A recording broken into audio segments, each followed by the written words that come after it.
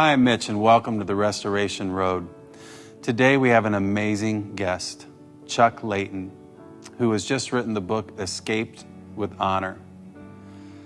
Chuck has an amazing story of restoration, one where he will walk you through difficult pain, internal pain, and external physical pain.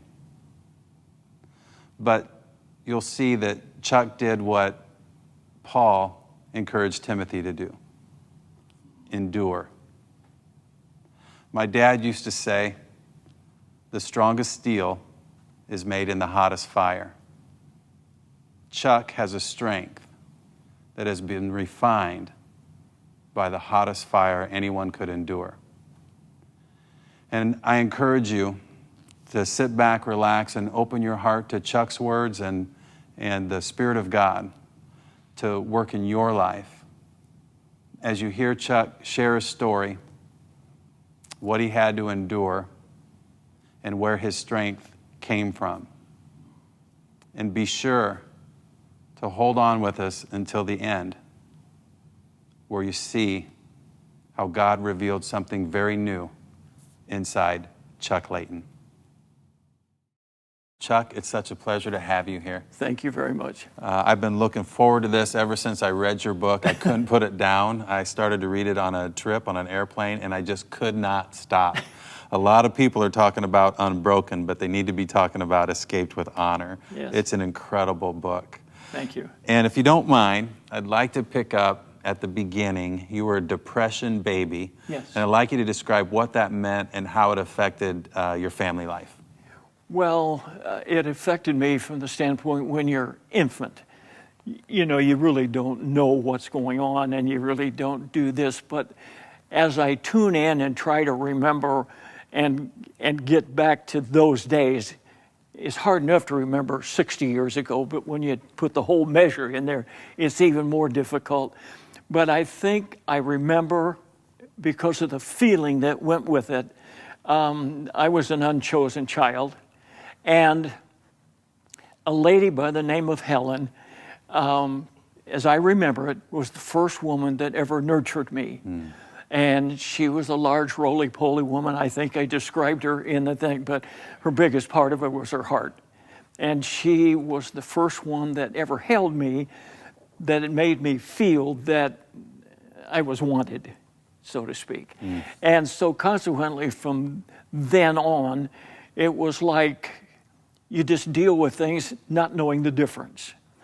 And when I speak to people, I try to tell them that I use snapshots of what happened. And the first snapshot that I recall when I was little, that we finally moved to Chicago when I was 5. And then if your birthday was in the first 6 months, you could start school at 5, knowing that you'd be 6 by November when my birthday was. I woke up one morning after school was out, the day after school was out, and my mother was standing there with an A&P bag with all of my beholdings in it, which wasn't much. And she woke me and said, "Get dressed." And she took me to the bus station and sent me to southern Illinois to a home of people, and I don't know how she knew them, named Aunt Belle and Uncle Dell.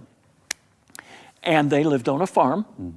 And of course, at that age, chickens and hogs and pigs and everything else is a new world to a city kid. And I remember that that I enjoyed that. But when I think back, it wasn't a plan. It wasn't something to just think, son, you're going to go down to the farm. It was just get on a bus and go down there and they'll meet you. And so that was kind of shaky. But there again, when you're little, you don't think things through, you know. And then, as you continue on and every nickel is a precious commodity, then my next snapshot in my life, that I went and I was 12. And there was a law in Chicago that you could not sell a wild horse until it had been ridden. So the brokers in the Chicago area brought in wild Mustangs, and another kid and myself would get these horses one at a time in a confined area, put a rope halter on them, get on them back, and ride them through a chute, and they've been ridden. Incredible. Yeah. Not necessarily tamed, but ridden. Ridden. Okay. It didn't say anything about being tamed. The law didn't say that. And I'm a 12-year-old kid, could care less, because I made 50 cents a ride. And that's a lot of money then. That's a lot of money. And I might do 20 horses in a day, and I'd walk out of there as a rich man. Yes. A rich kid. Yeah. And I had 10 bucks in my pocket. Yeah. And irregardless of whether it could have reared up and flattened me like a pancake in there, it was a nickel. So you're working hard on the streets of Chicago. You begin this love of horses. Yes. They not only produce an income for you, but you love being around them. You never really feel loved by your family. Yes. But you have Helen in your life who extended, nurturing to you. Somehow, in a few years, you end up filming an Esther Williams, Jimmy Durante movie, and Yes. you take care of the horses Yes. on the set. Can you describe where that was and how all that unfolded? I was in this stable in Chicago, and an individual walked in who had a contract with Metro-Goldwyn-Mayer to provide 11 horses for the filming of This Time for Keeps, with Esther Williams, Jimmy Durante, Lawrence Melchior, and a young star McManus. I can't remember all the names, all peeling them off. But the thing about it was, I was available. Did I have a driver's license? Nope. Did I have the ability to drive a truck with horses in it? Nope. But you don't turn things down. So this kid at 16 went off with 11 horses on board a truck that was rented, and it had a ramp to get the horses in and out. And away we went for Mackinac Island, Michigan. It's a long trip, and but we made it. And how long were you there? 2.5 months. 2.5 months While for they the made filming of the movie. Now, one night you took Jimmy Durante out, is that right? Yes. At his request, I think? Well, yeah, he had an aide came and said, Mr. Durante would like to take a trip around the island in a buggy to see the beautiful island. Oh, I was right in line, So we did that, and it was just like me talking to you or anybody else. There was none of that big shot stuff and none of the rabba-dabba-doo things what he got so popular doing. And we finished. It was goodbye. There we were. That's terrific. And you made a lot of money in that time for Well, being there. the thing about it is that's the one thing I can't remember. But I knew inside that I had accomplished something. Yeah, absolutely. Yeah. And I tried to think and think and think. And I can't remember what I was paid for that. But it'd be like getting a paid vacation, But 2.5 months on Mackinac Island is a pleasure anyway. Absolutely. And you're getting stronger and stronger as you mature. I think that's definitely an integral part of your story. But can you describe the day you got your draft letter? Yes. Well, I'll tell you, of course, I was aware that things were going on in the Far East, and I in the meantime, I'd come back to Chicago, and I had an opportunity to go to Muncie, Indiana, where Bob Whitney had a stable. It is now that fields that I was in is Ball State's football field now. Oh, wow. And I think it's called Benham, something like that station, because the guy that owned it was, I think, an attorney, and his name was Benjamin or something like that. And that's where the stable was. And so a letter was forwarded to me, and there it was, Uncle Sam, we need you. And so I said, I knew about it.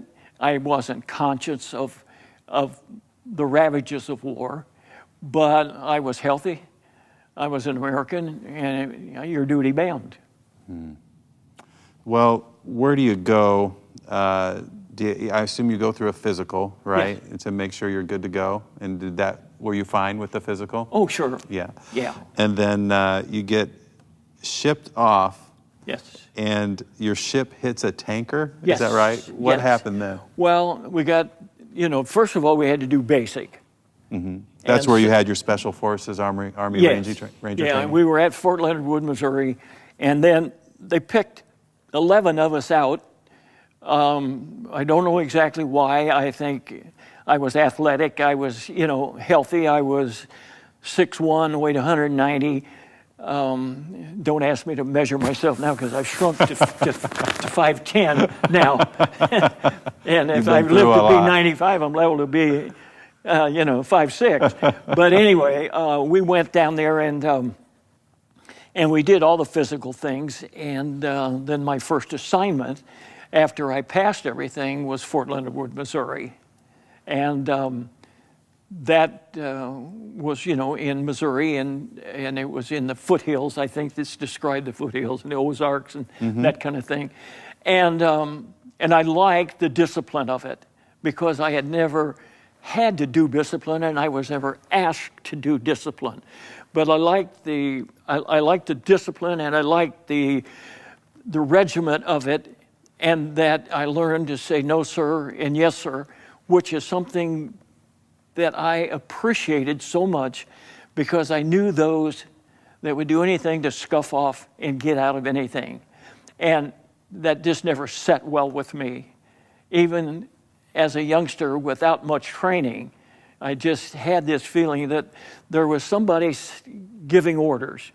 And as I look back now, I believe wholeheartedly that program that I was on, regardless of whether I knew it or not, was orchestrated by something higher than me. I just have that feeling.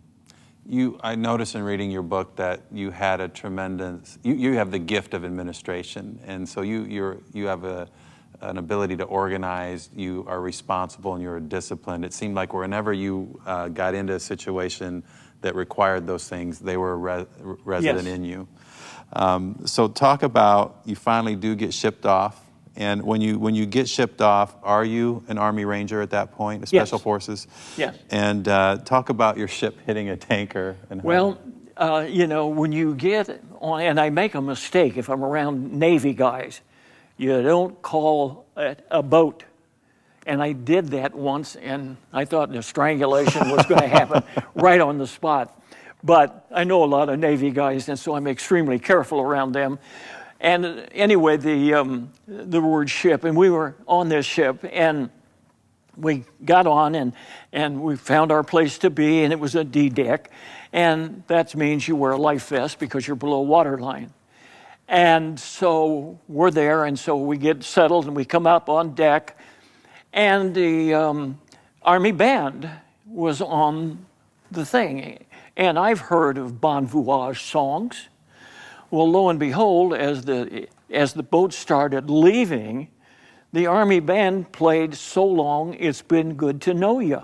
And we looked at one another and said, maybe that guy leading that band knows something we don't.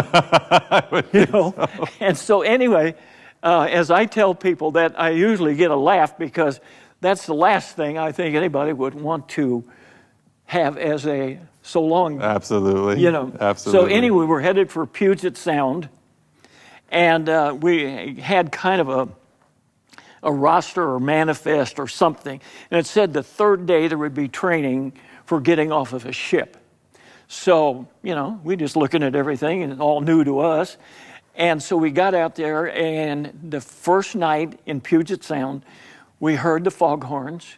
We heard this. We're down there. I think they had a movie going or something, but it was after dark, and all of a sudden, crunch. We knew something happened. And this ship that we were on hit a tanker. And I suppose radar wasn't what it is today. And so foghorns, it seemed like we were hearing them from all over. But it came on the loudspeaker, prepare to abandon ship. Well, we hadn't had a drill practice. We hadn't had much going. And so we thought, we better get off of here. So up the stairs we started from D deck, up and up and up. The guy in front of me, monkey see, monkey do. He went over the side, I went over the side. We vaulted, so we'd be going feet down. And it seemed like a week later we hit the water. Oh my goodness. Because, they're high off of the water. Yeah. and by the time you splash down, and that's partially a joke like it seemed, but you grab your vest and you hang on and hope. And there was other guys. Well, then after we got settled and they put the rope over the sides and things like that, I heard a new language that I wasn't very accustomed to. And it was Navy talk. And I don't think you'll find it in a dictionary anyplace, but we were told in a very, very peculiar manner how dumb we were for jumping off of a ship. So anyway, as we're climbing up, my wet's going into the guy behind me and so on, and the guy in front of me was soaking me. And we got up there, and finally we outlived the humor of the Navy. That's an amazing story, because the conflict is going to increase for you, and it seems like it just is a progressive intensity on your whole time in this part of your life. I even went to the library in hometown, Noblesville, to see if the group that keeps records of ocean crashes in there, and they couldn't find it, but they said there was no loss of life. And so they couldn't find it, but I would have loved to put the name of the ship we were on in the book, but I couldn't find it. Well, you end up in Korea. Yes. And can you describe what your role there was? Well, we pulled into Yokohama after we took the north route, which is the rough route to go to the Orient, and the fantail of the ship comes out of the water and then crashes, and those kinds of things. And so we got to Yokohama, and it wouldn't have made any difference what the name was. It was just good to be on solid ground. And so we got off, and we noticed that the Oriental people that worked the docks didn't have hard-toed shoes on and things like that.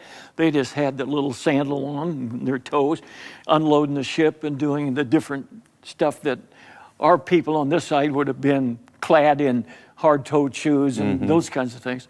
And we finally got off, and they put us on buses and took us to Camp Drake, which is an Air Force facility north of Tokyo. And it was at that point that every time you see a line when you're in a serviceman, you either have already been through it or going to be in it. And so I went through this line, and an officer came up to me and he said, "Soldier, your shot record is not proper." And I said, "What do you mean?" He says, "Well, it's not like it's supposed to be. You need shots." Oh my goodness, I did everything but cry. And anyway, you don't say, "No, sorry." So he said, "Infirmary." I got 11 shots at one time. Now, you're a tough guy, but you don't like needles. No. Well, and it wasn't the gun like they have now. It was the needle.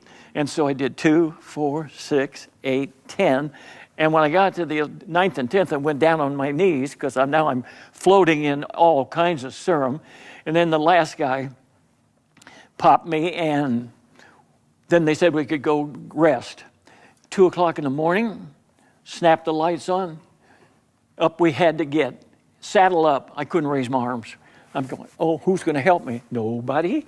So anyway, we were getting ready, and you pick it up. When he said to saddle up, you had to pick it up. So they went down, and so they decided to put us on this Japanese Pullman train made for people of 5'10" and under, and I'm 6'1" and 190, and you try to fit yourself into those circumstances.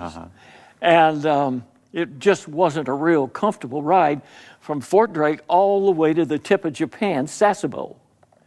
And because Sasebo and Busan, Korea are very close together.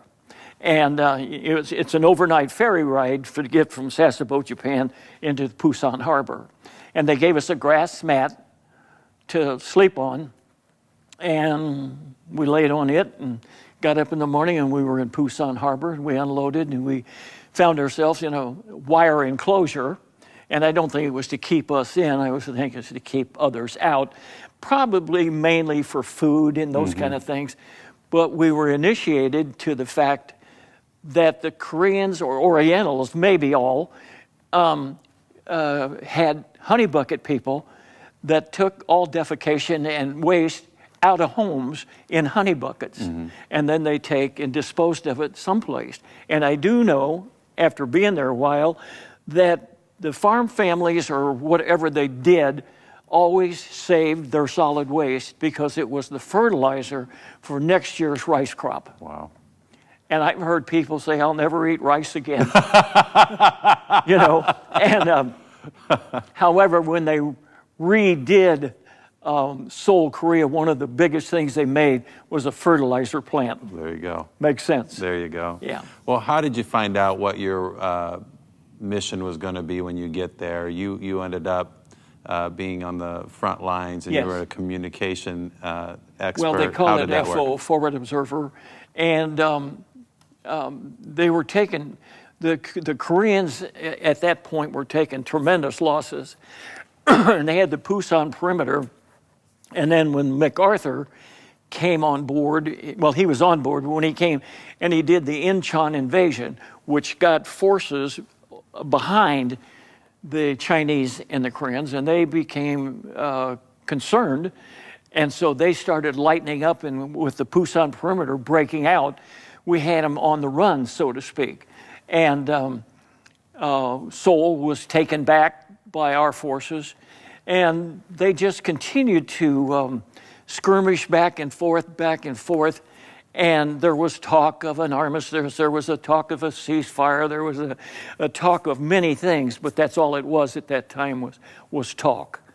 And so as you went north on a boxcar, we stopped at a tunnel because they always sent South Korean soldiers in to make sure they weren't dynamited so that they would have the mountain crush in on you.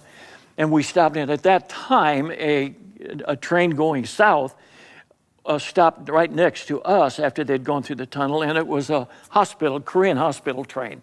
And we, for the first time, observed and knew this was for real, that it was full of wounded South Koreans. And it was legs off, arms, bandaged, bloody stuff, you know, just all of it. And I do thank God for the privilege of having the extra training that prepares you for those kinds of things, because a lot of guys threw up and they needed being consoled, because when it gets real close to D-Day, you know, not the official right. D-Day, you know, you've got to just suck it up. And for them seeing it, I think it did us more good than harm, because I was better trained. I expected to see that, but I didn't at all consider being killed, but I did consider being possibly wounded. Mm-hmm. And you were prepared to just take that risk. Yeah. Mm-hmm. And one of the things that crossed my mind, you know, even if the family back home was holding my dog tags, who back home would say, he's mine? You know, those kind of fears go through you silently, you know. You were a front man. You had the wires and the phone, and yes. that's how you'd communicate to everybody. You'd be out in front. Yes. And you encountered No Name. Can you describe that? Well, that was we were on patrol, and I went on patrol with some of the infantry guys because I wanted to get the lay of the land and listen and things like that, because Korea was a country of, the south side was agriculture and the north side was stone. And everything was mountainous and it was hard. You couldn't dig a foxhole in a steel mountain. You know, you just can't do it. But we were on patrol, and a lieutenant was doing it, and we were either would be in a loose V or a single file to go on patrol to look. And all of a sudden, he threw his fist in the air, and that meant movement ahead. And so we froze, and he sent two guys up on the right-hand side, and they came back and said, a small boy sitting with a motionless body. So we knew that it was not soldiers and things like that. So we started moving up, and we discovered a small boy sitting with his dead mother. And he was in panic. You could tell by his expression, because he'd been sitting there. If the mother had been dead 5 or 6 days, which we only guesstimated, that he was alone for 5 or 6 days. Night, morning, noon, nothing to eat, he was just sitting there, and he was terrified. So GIs always had something, a candy bar, a cookie, a broken cracker, whatever it was.